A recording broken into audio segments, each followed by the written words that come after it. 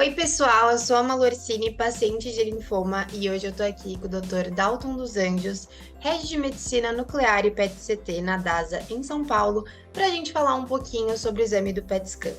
Roda a vinheta, produção.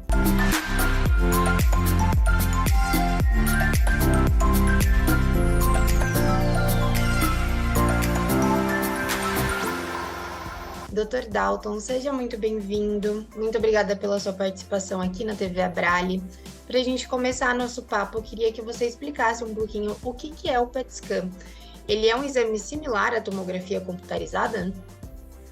Bom, antes de mais nada, muito obrigado pelo convite. É um prazer estar participando aqui da TV Abrale para falar um pouquinho de PET scan, que é um exame que eu já realizo há mais de 20 anos, fazendo laudo desses exames, né? O PET scan é um exame um pouquinho diferente da tomografia computadorizada no seguinte sentido: o PET scan ele vai avaliar não só a anatomia, né, porque a gente chama de PET-CT, esse CT é a tomografia computadorizada, então se o paciente faz o PET scan, necessariamente ele também faz a tomografia daquelas regiões do corpo onde ele fez o exame, né? E o PET scan vai dar a informação metabólica daquela área que está sendo analisada, né? Isso é muito importante porque a tomografia muitas vezes mostra o tamanho, mostra características morfológicas de linfonodos, do baço, de medula óssea, que são coisas importantes, né, na doença do linfoma, mas eventualmente essas lesões não têm, a tomografia não mostra características de metabolismo que são importantes para mostrar se a doença está ativa ou não, se o linfoma ainda está, digamos assim, vivo naquela estrutura ou não. Legal. E por que esse exame é tão importante? Esse exame é muito importante porque é um exame que ele vai definir o estadiamento da doença, né? Toda vez que o paciente faz o diagnóstico de um linfoma, para que o médico possa planejar o tratamento, ele precisa entender o quanto que aquela doença está espalhada no corpo. Se ela está localizada em apenas uma cadeia ganglionar, uma cadeia linfonodal, se envolve duas cadeias, se elas são bilaterais, né, direita e esquerda, e se estão na região do tórax e também na região do abdômen, né? E, além disso, o PET scan também mostra informações se essa doença saiu do sistema linfonodal. O linfoma é um câncer, né, é uma neoplasia do sistema linfático e, eventualmente, ele pode envolver outras estruturas, outros órgãos que não fazem parte do sistema linfático. E isso também já confere um estadiamento maior à doença. E o médico oncohematologista precisa dessas informações para estabelecer qual tipo de tratamento que esse paciente vai seguir. Se é um tratamento localizado, geralmente quando a doença é localizada, e o PET scan é um ótimo exame para mostrar isso, o tratamento geralmente é mais curto, envolve eventualmente radioterapia, né? E se a doença está espalhada, aí não, o tratamento envolve drogas sistêmicas, né? Quimioterapias geralmente. Legal. E quais que são os tipos de pacientes indicados para a realização desse exame? Olha, os linfomas que o PET scan ajuda mais são os linfomas de alto grau, tanto de Hodgkin quanto não Hodgkin, né? Existem alguns tipos de linfomas também de baixo grau que o PET scan não é tão bom para vê-los, né? A tomografia é melhor, mas esses linfomas de baixo grau podem, em algum momento da história natural, né, da vida do paciente, se transformar num linfoma de alto grau. Então, a gente acaba usando o PET scan para todos os tipos de linfoma, essencialmente. Legal. Então, de fato, no caso dos linfomas, esse é o exame que confirma mesmo a existência da doença, né? Exatamente. E além de confirmar a existência da doença e o quanto que ela está espalhada no corpo, digamos assim, o PET scan também é uma excelente ferramenta para mostrar a avaliação da resposta ao tratamento, né? Os pacientes com linfoma geralmente fazem tratamentos com quimioterapia. E todo mundo sabe que quimioterapia é um tratamento que tem algumas toxicidades, efeitos indesejados, e não faz sentido a gente prescrever e insistir e continuar um tratamento se aquele tratamento está fazendo uma toxicidade, está fazendo mal para o paciente e não está trazendo o benefício de combater a doença, né?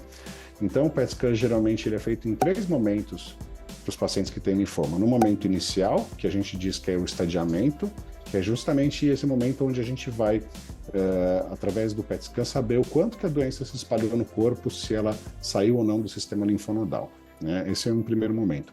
Um segundo momento, a gente chama de PET ínterim ou interino, né? Que é um PET no meio do tratamento. Então, geralmente, o oncohematologista programa, 6 ciclos de quimioterapia.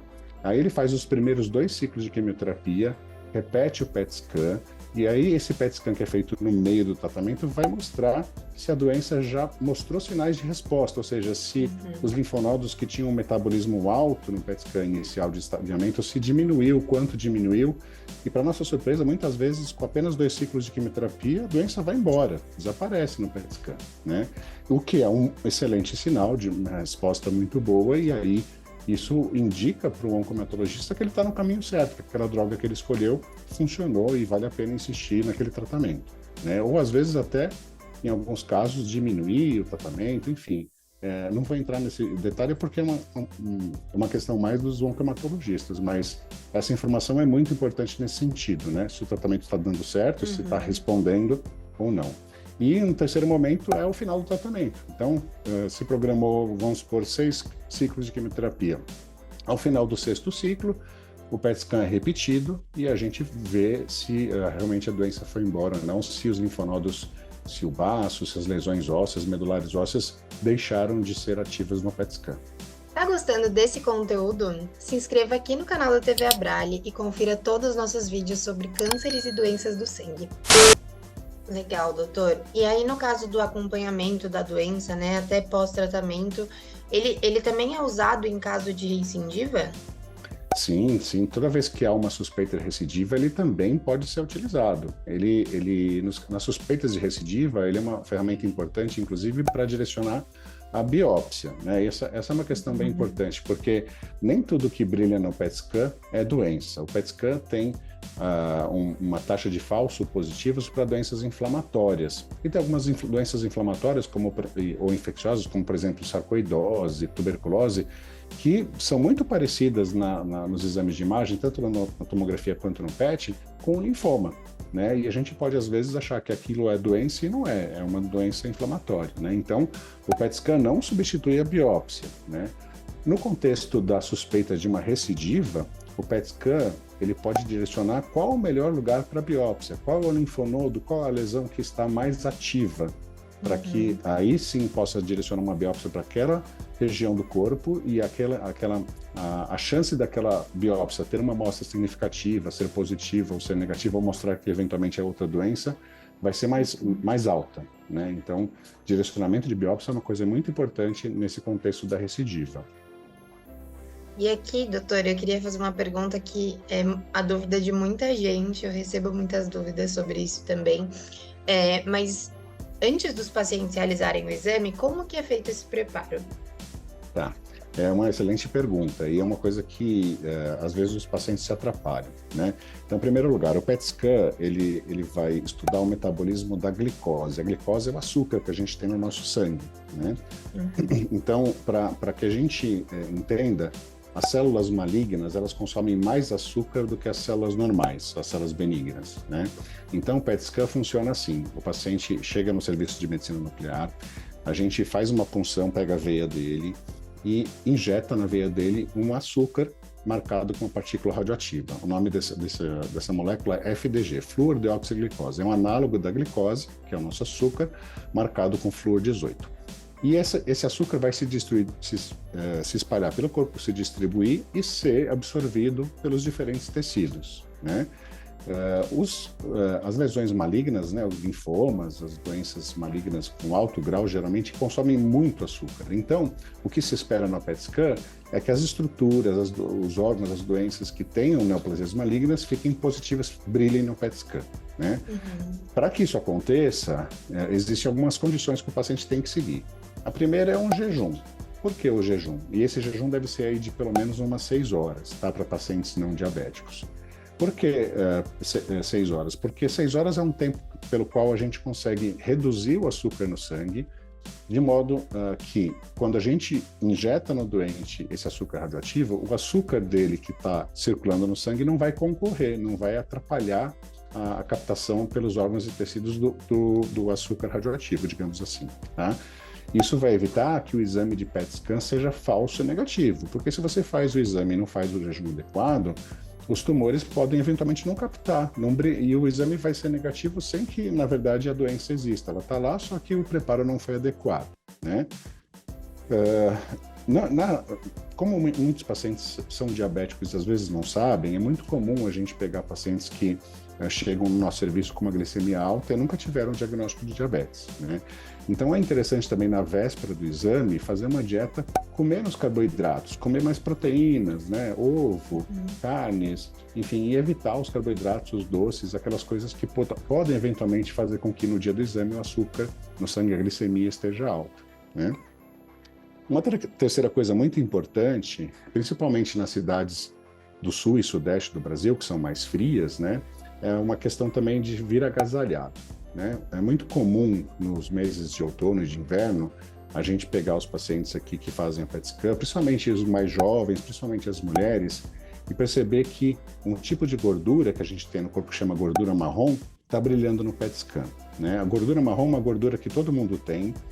Ela serve para gerar calor, ela fica geralmente perto dos vasos sanguíneos, e quando a gente se expõe ao frio, quando a gente passa frio por qualquer motivo, seja porque tomou um banho gelado, porque pegou um vento, alguma coisa assim, essa gordura começa a ficar mais ativa e brilha no PET scan. E ela muitas vezes atrapalha a leitura do PET scan, né? Então é importante no dia do exame vir bem agasalhado e evitar exposição ao frio, tá? Outra coisa que é importante também é evitar a atividade física. Por quê? E principalmente no dia do exame e na véspera do exame, né? Às vezes a gente pega paciente que é atleta, que faz academia e que faz isso com um ritmo, com uma frequência muito alta e acaba fazendo o exame, assim, poucas horas depois de ter feito uma musculação, por exemplo. Aí toda a musculatura vai estar mais ativa e isso também atrapalha a leitura do PET scan. Legal, doutor. E agora caminhando para a nossa última pergunta. Existe algum tipo de contraindicação do PET scan? Existe algum tipo de risco? Tá, boa pergunta. A medicação FDG, ela é uma medicação super segura, tá?